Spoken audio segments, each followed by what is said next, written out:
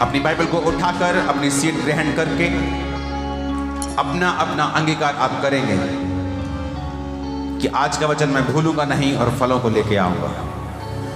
प्रभु यीशु मसीह के सामर्थी नाम में हम मांगते हैं। मैं इस वचन को बोलूंगा, आप पहले इसे नोट कर लीजिए। इफिसियों 2 उसकी 19 से 22 आयत, इब्रानियों 2 उसकी 3 और 4 आयत, दूसरा पत्रस 1 उसकी 2, 3 और 4 आयत। मैं फिर से रिपीट करता हूं, इफिसियों 2 उसकी 19 से 22 आयत, इब्रानियों 2 उसकी 3 और 4 आयत, दूसरा पत्रस 1 उसकी 2, 3 और 4 आयत। इफिसियों 2 उसकी 19 से 22 में पढ़ूंगा, आप इसे सुनेंगे और निकालेंगे अगर आप निकाल सकते हैं तो। उसमें लिखा है, इसलिए तुम अब विदेशी और मुसाफिर नहीं रहे, परंतु पवित्र आत्मा के संगी, स्वदेशी और परमेश्वर के घराने के हो गए हो, और प्रेरितों और भविष्यद्वक्ताओं की नींव पर, जिसके कोने का पत्थर प्रभु यीशु मसीह स्वयं ही है, बनाए गए हो, जिसमें सारी रचना एक साथ मिलकर प्रभु में एक पवित्र मंदिर बनती जाती है, जिससे तुम भी आत्मा के द्वारा परमेश्वर का निवास स्थान होने के लिए एक साथ बनाए जाते हो। इब्रानियां 2 उसकी 3 और 4 में लिखा है, तो हम लोग एक बड़े उद्धार से निश्चिंत होकर कैसे बच सकते हैं, जिसकी चर्चा पहले प्रभु के द्वारा और सुनने वालों के द्वारा हमें इसका निश्चय हुआ। साथ ही परमेश्वर भी अपनी इच्छा के अनुसार चिन्हों, अद्भुत कामों और नाना प्रकार के सामर्थ्य के कामों और पवित्र आत्मा के वरदानों के बांटने के द्वारा इसकी गवाही देता रहा। दूसरा पत्रस 1 उसकी 2 से 4 आयत, परमेश्वर की और हमारे प्रभु यीशु मसीह की पहचान के द्वारा अनुग्रह और शांति तुम में बहुतायत से बढ़ती जाए। वचन हमें यह बताता है कि जो कलीसिया की नींव है वो प्रेरितों और भविष्यद्वक्ताओं के ऊपर रखी गई है। हमारा कोने का पत्थर लिखा जीसस क्राइस्ट है, उसके बिना कोई भी घर नहीं बन सकता।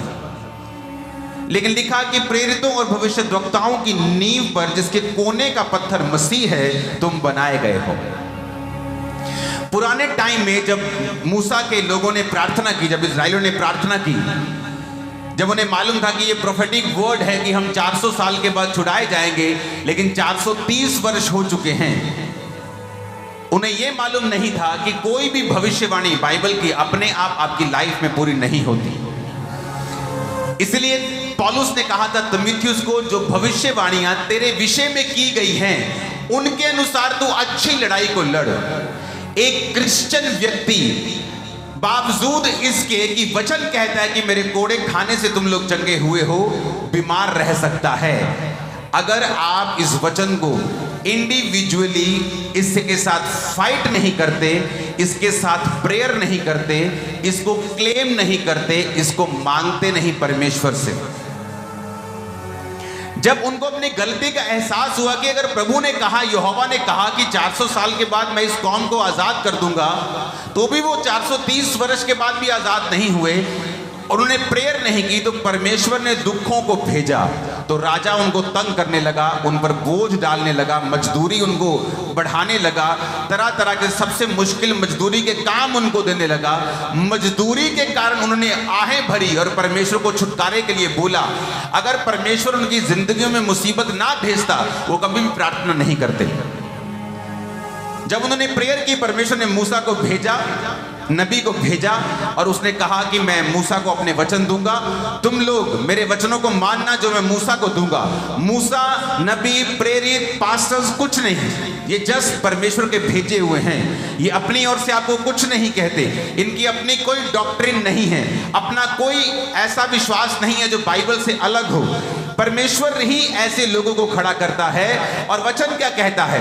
परमेश्वर ने कहा अगर तुम मूसा की बात को सुनोगे, क्योंकि मैं मूसा को वचन दूंगा, मैं मूसा को छुटकारे के भेद दूंगा और तुमको मूसा को फॉलो करना है और तुम छुड़ाए जाओगे। आसान सी बात थी। और नए नियम में इफिसियों की पत्री में लिखा है कि तुम लोग प्रेरितों और भविष्यद्वक्ताओं की नींव के ऊपर तुम्हारा घर जो है वो बनाया जाता है। कैसे? और परमेश्वर कहता कि वो नाना प्रकार के,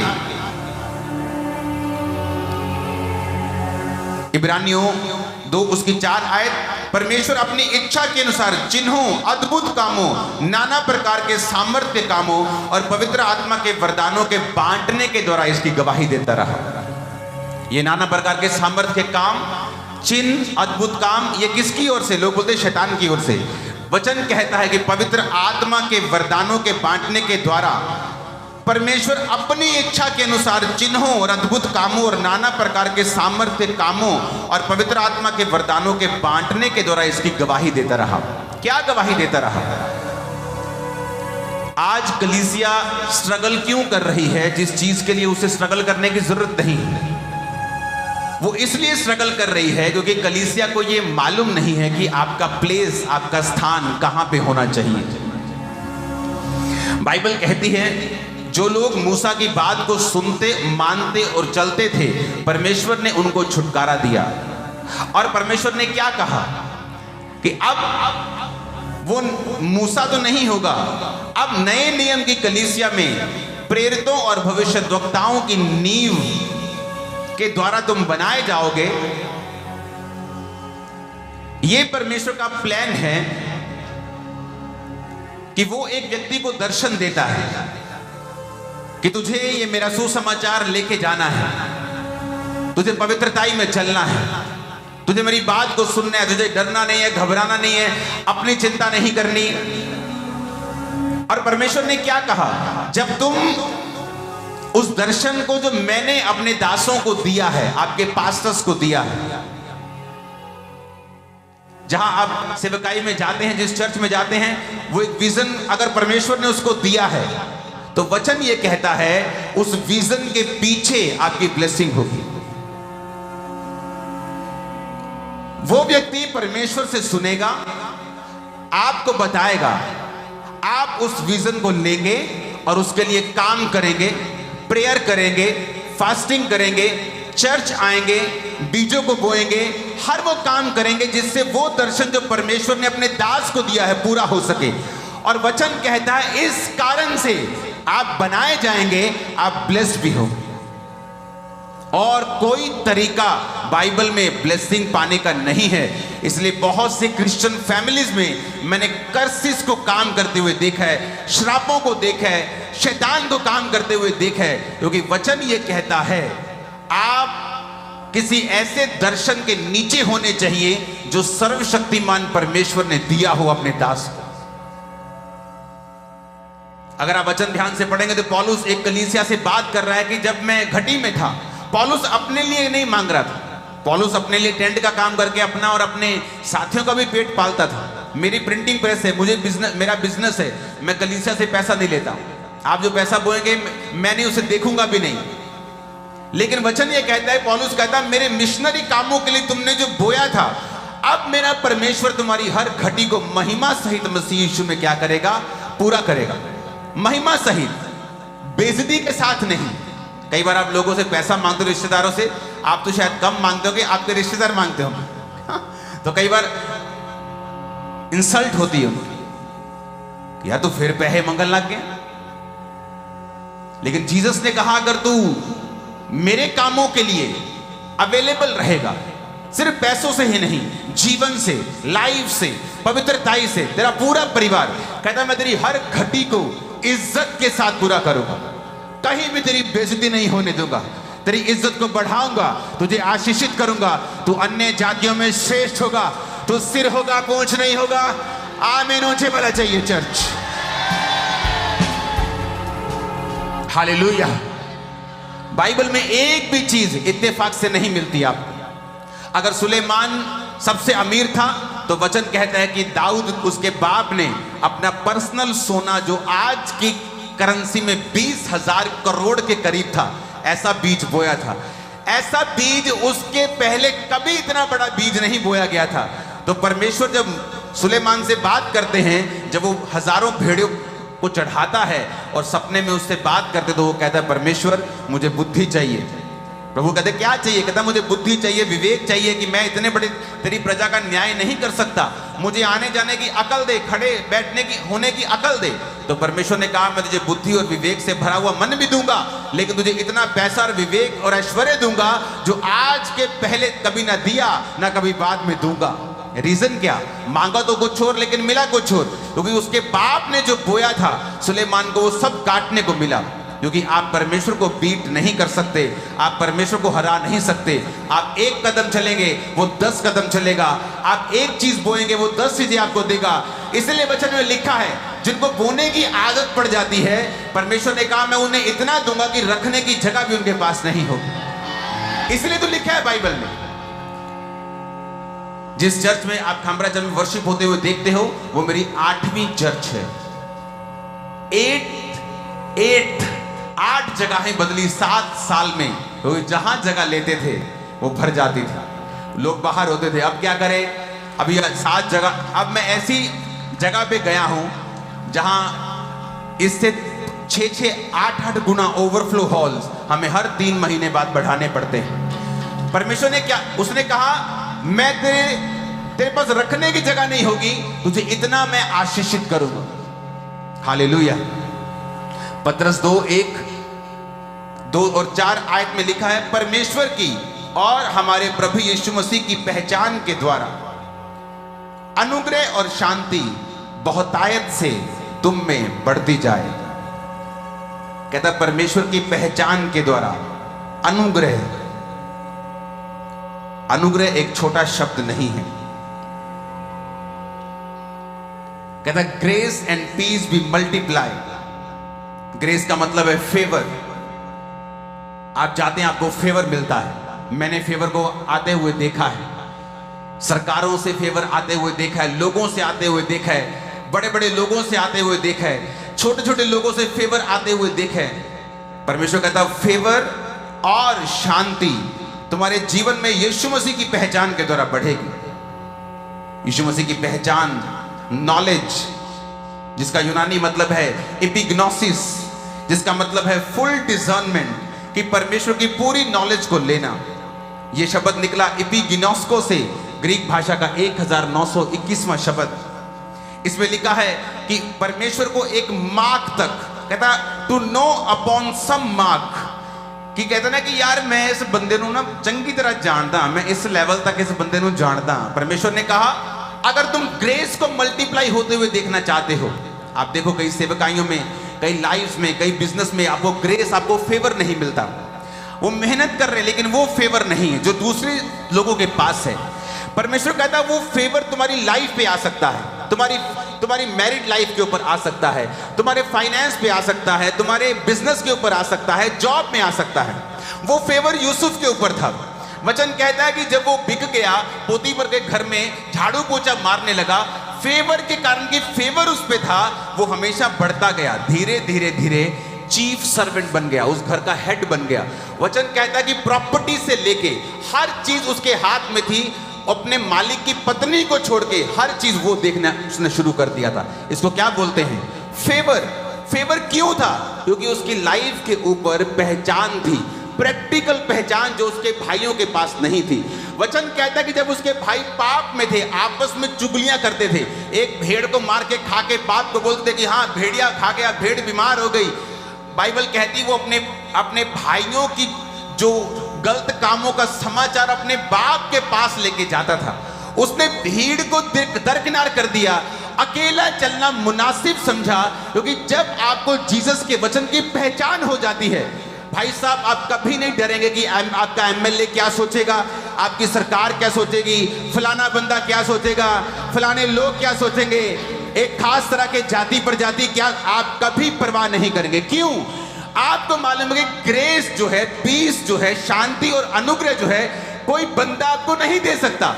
वचन कहता है जीसस क्राइस्ट की पहचान के द्वारा, दूसरा पतरस 1 उसकी 2 आयत में लिखा, परमेश्वर के और प्रभु यीशु की पहचान के द्वारा। पहचान का मतलब है एपिग्नोसिस। एपिग्नोसिस शब्द निकला है एपिग्नोस्को से, जिसका मतलब है to know upon some mark.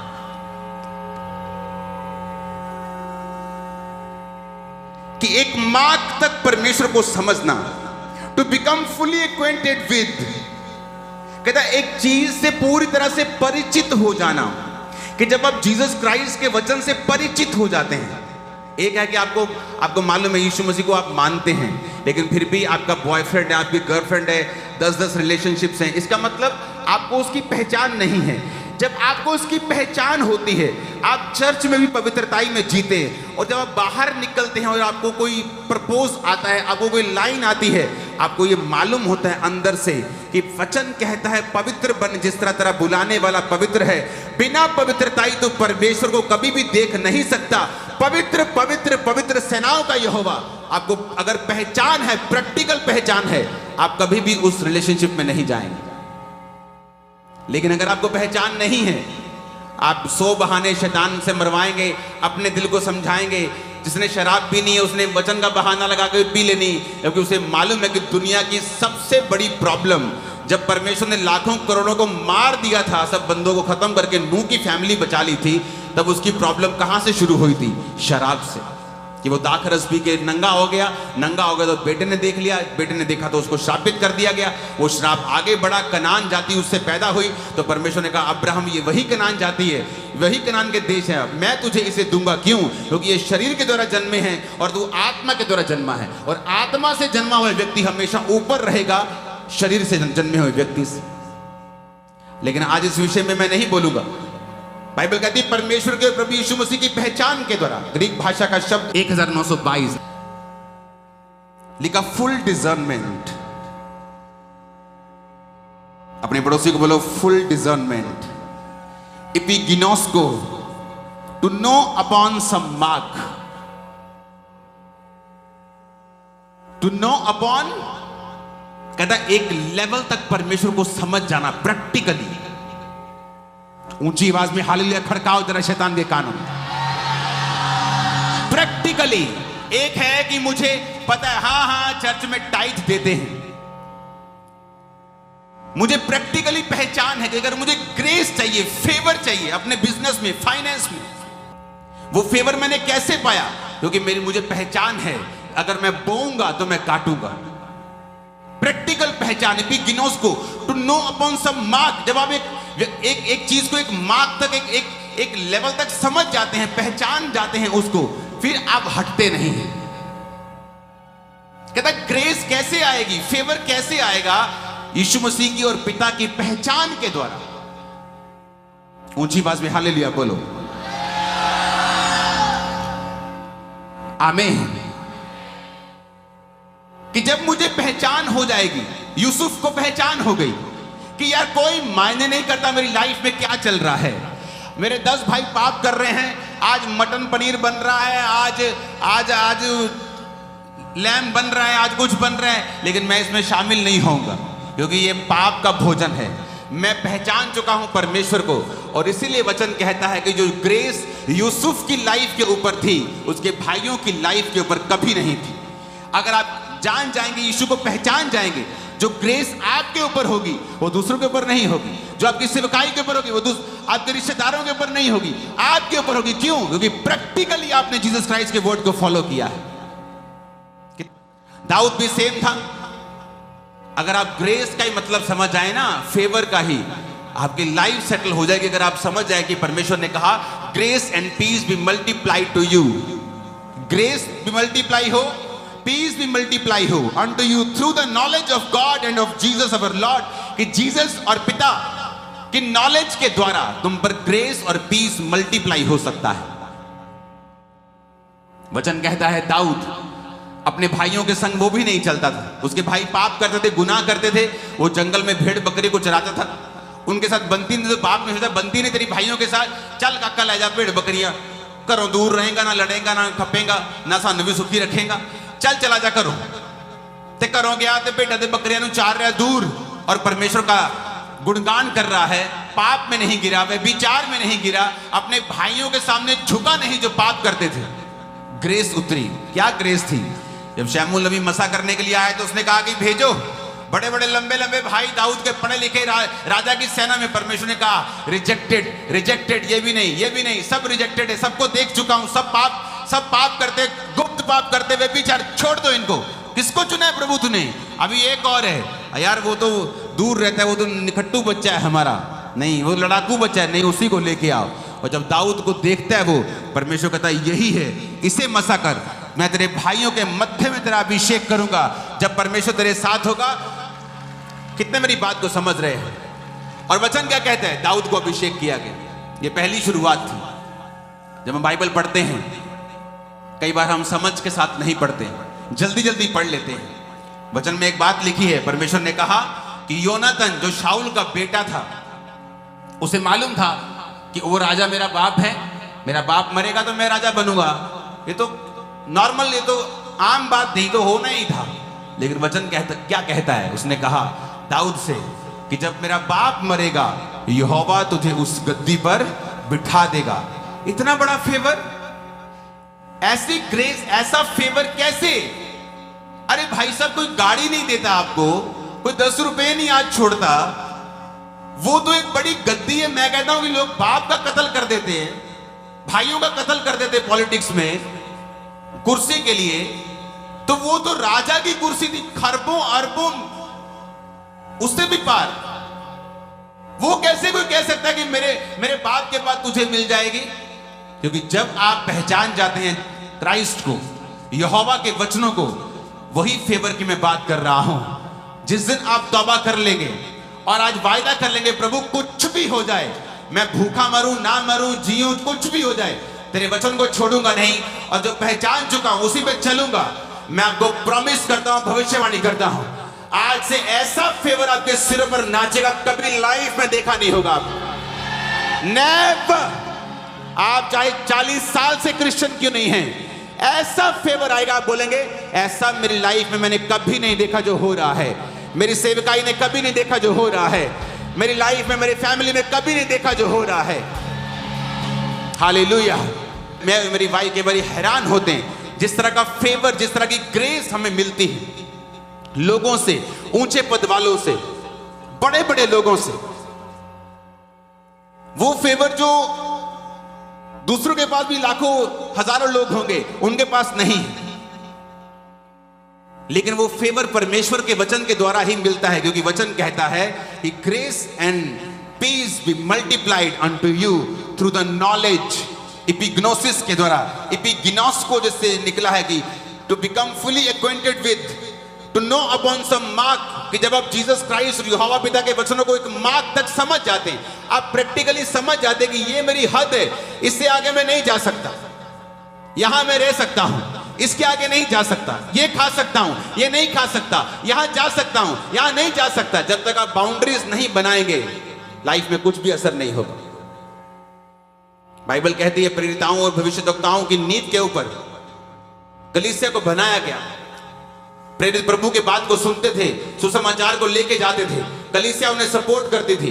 इस वजह से कलीसिया आशीषित रहती थी, क्योंकि कलीसिया पर जो भेद प्रकट किए जाते थे प्रेरितों के द्वारा, भविष्यद्वक्ताओं के द्वारा, उन भेदों से कलीसिया परमेश्वर की नॉलेज को लेती थी। उन्हें समझ आता था कि मुझे ये काम करना है और ये काम मुझे नहीं करना है। जब आप इंडिया में थे, पाकिस्तान में थे, अपने देश में थे, गरीब थे, ठीक ठीक थे, मिडिल क्लास फैमिली में थे, आप संडे चर्च जाते थे।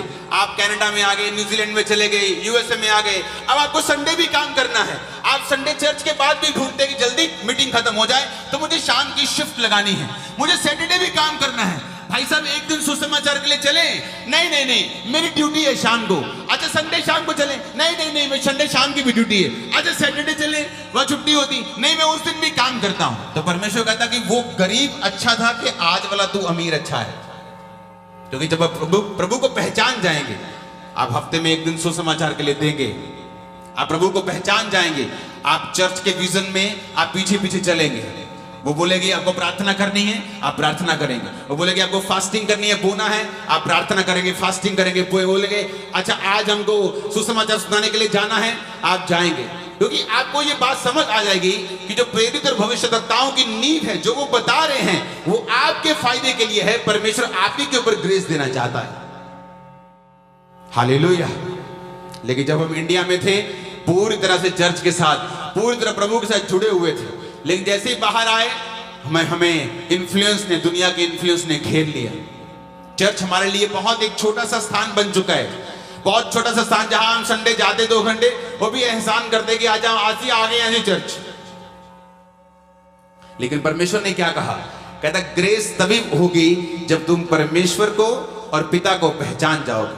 अगली आयत में लिखा क्योंकि उसकी ईश्वरीय सामर्थ्य ने सब कुछ जो जीवन और भक्ति से संबंध रखता है हमें उसी की पहचान के द्वारा दिया है। According as his divine power hath given unto us all things that pertain into life and godliness।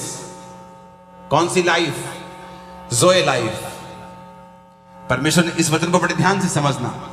कहता उसकी ईश्वरीय सामर्थ्य ने सब कुछ जो जीवन और भक्ति से संबंध रखता है। जीवन कौन सा? ज़ोए, जीसस क्राइस्ट वाली लाइफ। एक मैरिड लाइफ है जहां जीसस क्राइस्ट वाली लाइफ नहीं है, तो है तो वो दुनिया के सामने मैरिड, लेकिन एक ही शक्ल इधर है 90 डिग्री पे, दोनों थोड़ा 45 पे भी नहीं है, पूरा 90। एक अगर इधर देखेगा तो दूसरा पूरा उधर देखेगा, क्योंकि आपकी मैरिड लाइफ में लाइफ जीसस वाली लाइफ नहीं है। बिजनेस चलाने में संघर्ष है, वो लाइफ नहीं है जो खुदाबंद चाहता है। माइंड में, स्पिरिट में, सेवकाई में, बिजनेस में, जॉब में, तो कहता वो लाइफ जो जीसस की है, कहता वो ईश्वरीय सामर्थ्य ने सब कुछ जो जीवन और भक्ति से संबंध रखता है हमें उसी की पहचान के द्वारा दिया है। फिर वही बात कह रहा है, कहता परमेश्वर की पहचान के द्वारा सब कुछ जो जीवन और भक्ति से संबंध रखता है। आपकी लाइफ में जितना जीवन से जो भी कहता संबंध रखता है, आपकी फैमिली, आपकी सेहत, आपका फाइनेंस, आपकी मेंटल लाइफ, आपकी इज्जत, सब कुछ जो आपकी लाइफ से संबंध रखता है, परमेश्वर ने कहा उसी की पहचान के द्वारा कहता परमेश्वर ने आपको दिया है। हालेलुया। 4 आयत में लिखा जिनके द्वारा उसने हमें बहुमूल्य और बहुत सी बड़ी प्रतिज्ञाएं दी हैं।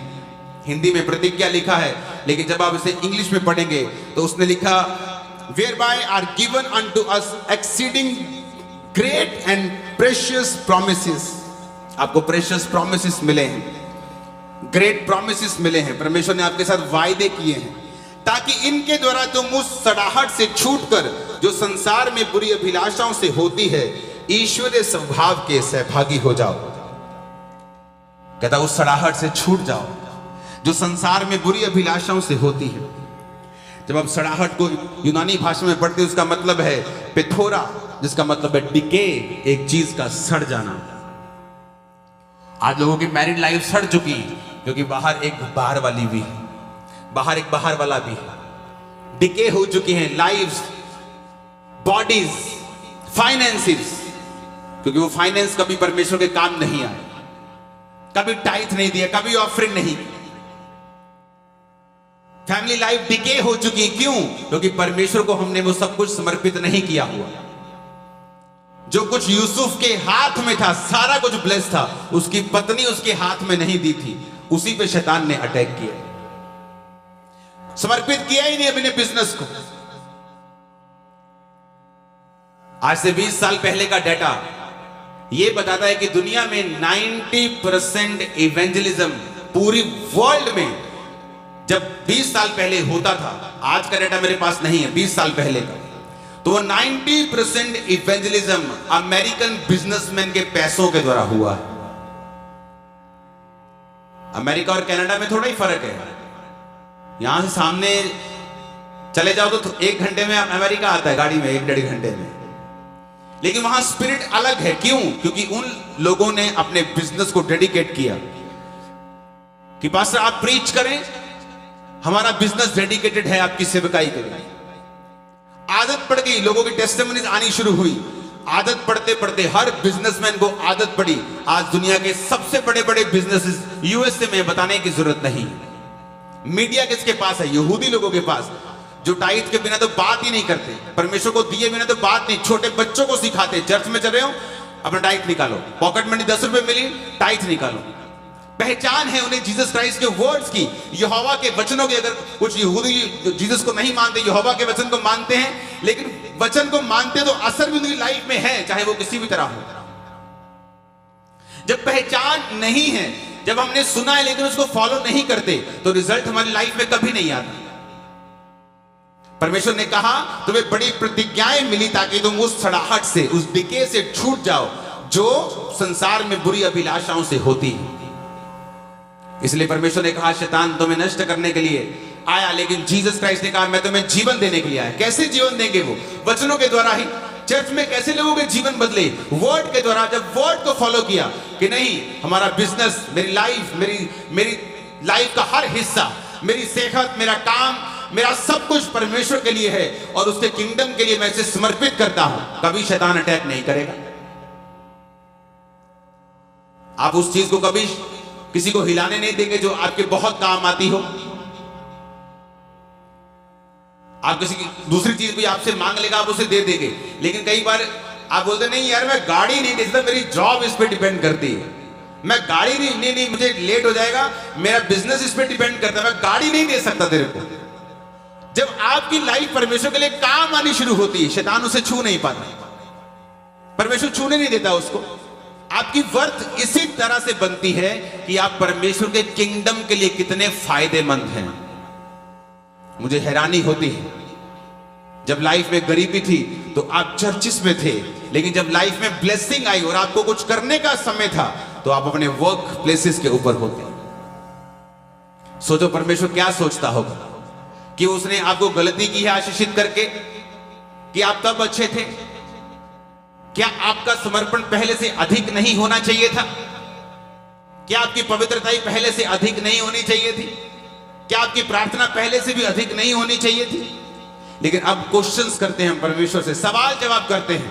पहले कोई सवाल जवाब भी नहीं, जब गरीब थे कोई सवाल जवाब भी परमेश्वर नहीं, वह थैंक्स करते थे, परमेश्वर ने यहां तक पहुंचाया। जब पहुंच गए अब सवाल जवाब करते हैं। परमेश्वर ने कहा कि फेवर तुम्हारी लाइफ के ऊपर होगा, ग्रेस आएगी तुम्हारी लाइफ के ऊपर जब तुम परमेश्वर को प्रैक्टिकली बिगिनर्स को पहचान जाओगे, अप टू सम मार्क, कि जो परमेश्वर के साथ परिचित संबंधित चीजें हैं तुम उन्हें समझ जाओगे और प्रैक्टिकली अपनी लाइफ में उन्हें लागू करोगे, प्रैक्टिकली लाइफ में अपनाओगे, उसी के अनुसार चलोगे। उसने कहा जो व्यक्ति वचन को सुनता और उसके बाद बाहर जाके फिर अपनी मर्जी करता है, उस व्यक्ति के समान है जिसने अपना मुंह शीशे में देखा और बाद में भूल गया वो कैसा था। लेकिन वो व्यक्ति जो वचन को सुनता और बाहर जाके वो उसे मानता है, उस व्यक्ति के समान है जिसने अपनी शक्ल शीशे में देखी और याद रखा मैं कैसा था। हालेलुया। वचन आपका शीशा है। बाइबल कहती है ये आपका मिरर है, ये आपको बताता है कि कहां आपके फेस पे मिट्टी लगी है, कहां आपको मेकअप की जरूरत है, कहां आपने क्या करना है। ये शीशा है। अगर इसका इनकार करेंगे तो आप अपने आप का इनकार कर रहे हो। आप ये इकरार कर रहे हो कि मुझे इस सुंदरता की जरूरत नहीं है, मुझे बेटर होने की जरूरत नहीं है, क्योंकि ये शीशा है। मैं आपको शीशा दिखा रहा हूं। अगर तो आपका फेस गंदा लग रहा है तो इसमें मेरी गलती नहीं है, आपका फेस गंदा आपकी गलती की वजह से है। मैं तो सिर्फ शीशा दिखा रहा हूं। हालेलुया। एक पास्टर प्रचार कर रहा है, ओए शराब नहीं पीनी, ले तू सानू कितना कहता है शराब पीता। उसने कहा मैं तो प्रीच किया शराब नहीं पीनी। तुम अगर शराबी हो तो तुम्हारी दिक्कत है, पास्टर की दिक्कत थोड़ी है। हालेलुया। तो वचन कहता है कि जीसस क्राइस्ट की ग्रेस जो दाऊद के ऊपर थी, योनाथन कहता ये सारा साम्राज्य मेरे पिता के बाद परमेश्वर तेरे को देगा। फाइट कर सकता था वो भी, हो सकता कि कुछ साल के लिए राजा बन भी जाता, लेकिन बाइबल कहती ग्रेस, ऐसी ग्रेस जो सोचने से परे होगी, जो इमेजिन नहीं की होगी, जो सेंस जिसे रिकॉग्नाइज नहीं कर पाएगी कि ऐसा क्या हो सकता है, क्या ऐसा कैसे हो सकता है। परमेश्वर कहता है ऐसी ग्रेस मैं तेरी लाइफ के ऊपर उंडेल दूं। तेरी सेवकाई हो, तू ऐसे पास से बुलाया गया है, तू ऐसे बिजनेसमैन बुलाया गया है, होम मेकर बुलाई गई है, तो जिस कंडीशन में बुलाया गया है, जिस बुलाहट के साथ बुलाया गया है, उसी कंडीशन में मैं तेरी लाइफ तेरे सिर के ऊपर ग्रेस दूंगा। वो ग्रेस विजिबल होगी, देखेंगे लोग उस ग्रेस को। आमीन। दाऊद की दिखती थी कि छोटा सा बच्चा मुंह में लाली झलकती है और परमेश्वर कह रहा है इसको मसा का राजा होने के लिए ग्रेस दिखती थी। योनाथन बोलता था कि तू मेरे पिता के बाद तू राजा बनेगा, ग्रेस दिखती थी। और जहां जहां वो गया वो ग्रेस उसके पीछे रही, क्योंकि परमेश्वर ने कहा पहचान के द्वारा मैं तुझे ग्रेस दूंगा। ऊंची आवाज में हालेलुया बोलो जरा। आपका काम है दर्शनों के साथ चलना, जो दर्शन खुदा ने आपके दास को, अपने पास्टर को दिया है, आपकी चर्च को दिया है, आप जिस चर्च के मेंबर हैं, अगर वो सोल सेविंग वाली चर्च है तो वह तभी वहां पे जाइए। अगर वो रूहें बचाने में, वचन प्रीच करने में विश्वास रखती है, मिरेकल्स में विश्वास करती है, तो जाइए और उस चर्च के साथ खड़े हो जाइए, खड़े हो जाइए और काम कीजिए हर तरह से, और फिर देखिए ग्रेस आती है कि नहीं आती। ये तो आप प्रार्थना करते करते थक जाएंगे एक दिन, और आप सोचेंगे क्यों परमेश्वर मेरी प्रार्थना का उत्तर नहीं देता। और वचन में साफ साफ लिखा है, अगर तू मेरे नाम से, मेरे पिता से मेरी महिमा के लिए कुछ मांगेगा तो मेरा पिता तुझे देगा। हम किस किस के लिए मांग रहे हैं? अपनी सेटिस्फेक्शन के लिए, अपने लिए हम मांग रहे हैं। तो वचन कहता है नाना प्रकार के अद्भुत काम, चिन्ह और वरदान बांटने के द्वारा परमेश्वर की गवाही देता रहा कि जो काम हो रहे हैं ये गवाही है परमेश्वर की कि ये चर्च को मैंने खड़ा किया है। ये अपनी मर्जी से खड़े नहीं हुए, ये नाना प्रकार के काम, पवित्र आत्मा के वरदान परमेश्वर ने कहा मैंने खड़ा किया है। परमेश्वर का दास स्वर्गीय रीनट बॉन्गे इस तरह से कहते जितनी कम सामर्थ तुम्हारी लाइफ में होगी उतने ज्यादा केक्स और कॉफीज और पिकनिक्स लगेंगी चर्च को पालने में और बनाने में। जितनी कम सामर्थ होगी उतनी कॉफी लगेगी, उतने केक लगेंगे भाई साहब लोगों को बिठाने में। और जिसके पास सामर्थ थी, यूहन्ना भविष्यद्वक्ता लिखा, जंगलों में भी लोग जाते थे, बोलते थे सांप के बच्चों, कहते नहीं तेरे को लिया, तब भी तेरे पास ही आए। वो कहते सांप के बच्चों, तब भी तेरे पास ही आए। भीड़ जीसस के पीछे होती थी, जीसस बोलता नहीं अब मुझे ये भीड़ नहीं चाहिए, मुझे आगे जाना है। नहीं प्रभु तेरे पास तो भी वो प्रधान जी मिलने के लिए आ रहे हैं। जीसस कहते मुझे और भी जगहों के ऊपर भेजा गया है। ग्रेस आपको फॉलो करेगी, आपको ग्रेस के पीछे भागने की जरूरत नहीं पड़ेगी। अगर मसा लाइफ में होगा ना तो लोगों के तरले मारने की जरूरत नहीं पड़ेगी। आपको उनको केक्स खिलाने की और कॉफीज पिलाने की जरूरत नहीं पड़ेगी। वो आपके चर्च के मेंबर बने रहे। उन्हें खालिस वचन दीजिए, वर्ड दीजिए, उन्हें वचन खिलाइए, उनको सामर्थ खिलाइए। उन्हें नाना प्रकार के काम आपकी लाइफ में, सेवकाई में होंगे। लोग, मैं कहता हूं कि चारों दिशाओं से 7 समुद्र ट्रेवल करके भी आपके पास आ जाएंगे, मैं आपको बता रहा हूं। हालेलुया। लोग बोलते हीलिंग के बाद लोग चर्च नहीं आते क्योंकि आपके पास हीलिंग के बाद देने के लिए कुछ है नहीं।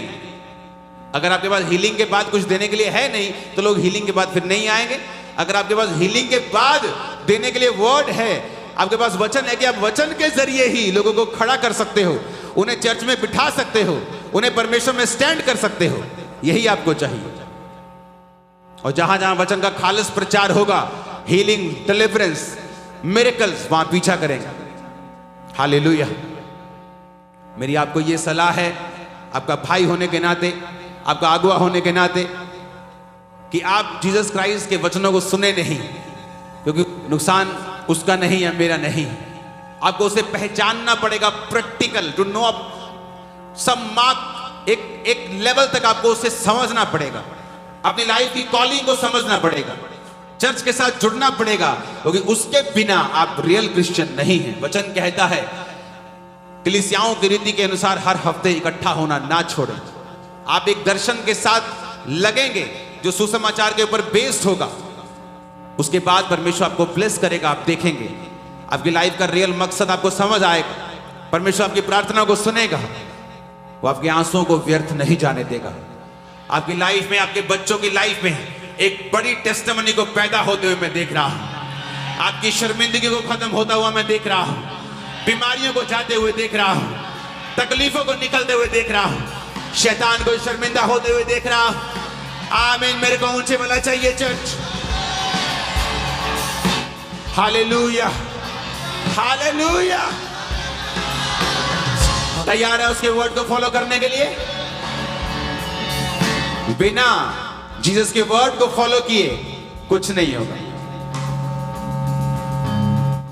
जीसस ने कहा, शैतान लिखा है परमेश्वर के वचन में कि मनुष्य केवल रोटी से नहीं पिता के लिखे हुए वचन से जीवित रहेगा। एक एक वचन जो उसने लिखा है उससे जीवित रहेगा।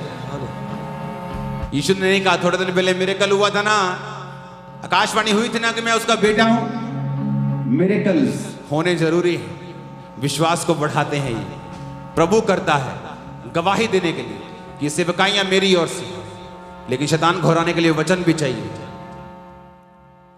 वचन आपने सुना, इसको फॉलो करो, आप सेम नहीं होंगे। मैं आपको हर साल, पिछले साल मैंने कहा था कि आप अगर आप प्रेग्नेंट नहीं हैं, अगले दूसरे जब मैं आऊंगा आप अपने बेबी के साथ होंगे। तो जब लोग खड़े हो जाते अपने बेबी के साथ, उन्हें खुद यकीन नहीं था कि क्या ऐसा हो गया। एक बार चेक करती, दूसरी बार चेक करती, हॉस्पिटल जाके चेक करती कि हो गया, हो गया, हाँ हो गया, हो गया है। आपका हो जाएगा। अगले क्रूसेड पे जब मैं आऊंगा, आपकी बड़ी टेस्टिमनीज को सुनने वाला हूं मैं यीशु के नाम में। आमीन ऊंचे वाला चाहिए।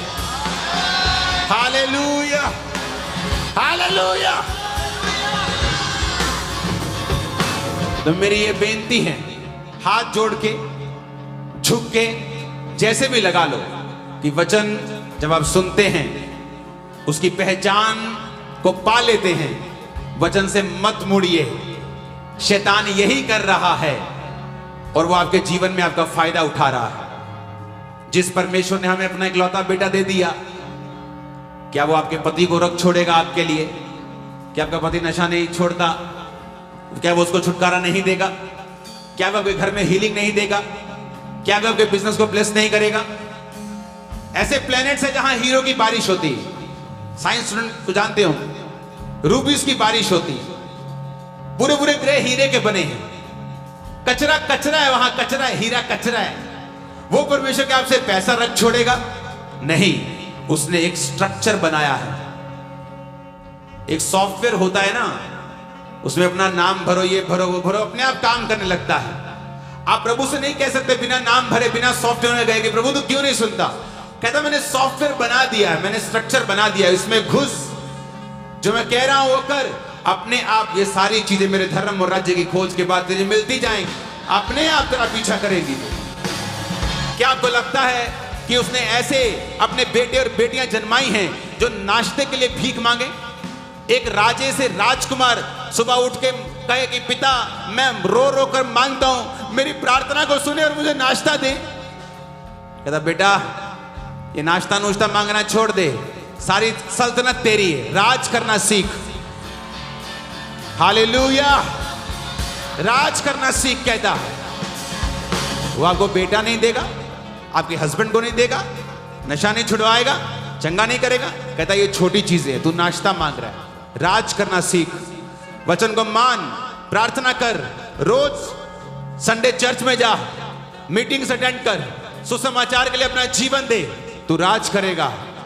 मैं भविष्यवाणी करता तुम्हारी लाइफ में तुम राज करोगे शैतान के ऊपर, उसके किंगडम के ऊपर। यीशु के नाम में आमीन ऊंचा चाहिए। In the mighty name of Jesus Christ. Hallelujah, hallelujah. अपने हाथों को हिलाओ।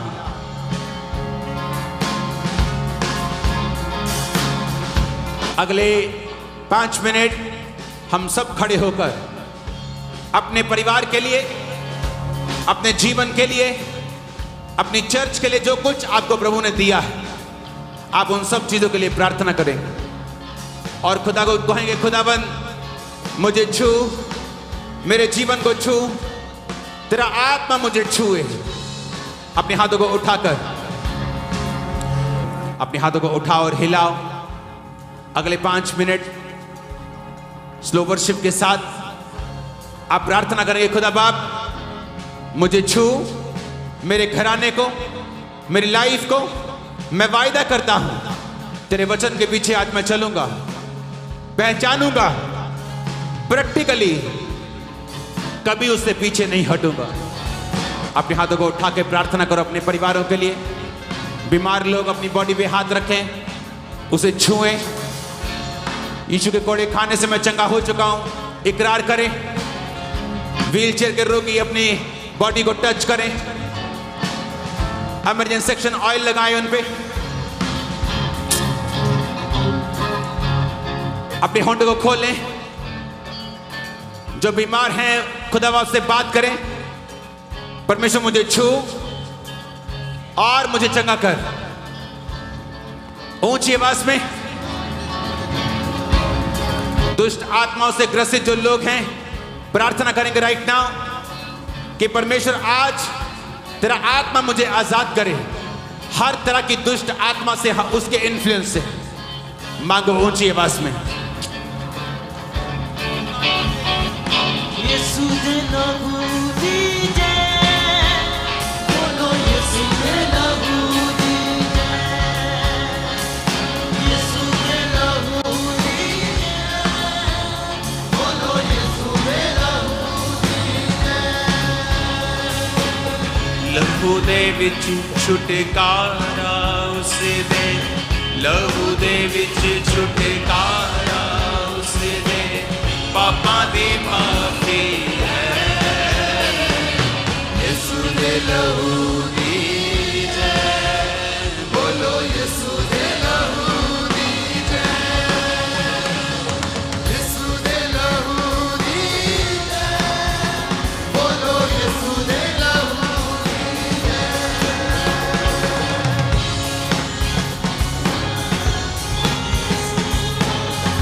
दाग बदी कतरा कतरा